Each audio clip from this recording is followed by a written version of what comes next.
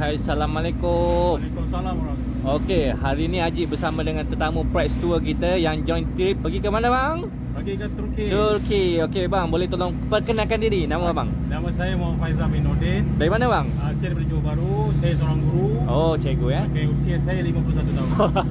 Siap usia lagi. Okey bang, Haji nak tanyalah feedback abang berkenaan dengan kita punya pengangkutan. Sini kita pakai bas kan? Okey. Okey, macam mana tu bang? Okey, pengangkutan lancar.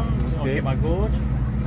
Cuma tak ada internet je lah. Yang lain tu semua okey. Okey, Tapi kita faham lah sebab Aha. ada masalah kan. Okey, driver okey. Driver okey. Okey. Walaupun seorang tapi bagus. Bagus ya. Alright. Okey, daripada segi kita punya hotel macam mana bang? Hotel semua terbaik. Baik ya? Okey, bagus. Oh. Muas sangat.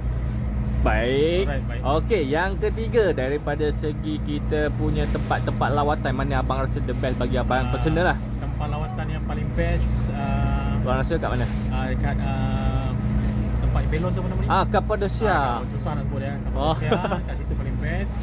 Kat sini yang nombor 2. Oh, ni naik cruise dah. Naik cruise. Okey, Istanbul okey lah. terbaik bang. Okey. Okey, soalan yang terakhir daripada 5 bintang.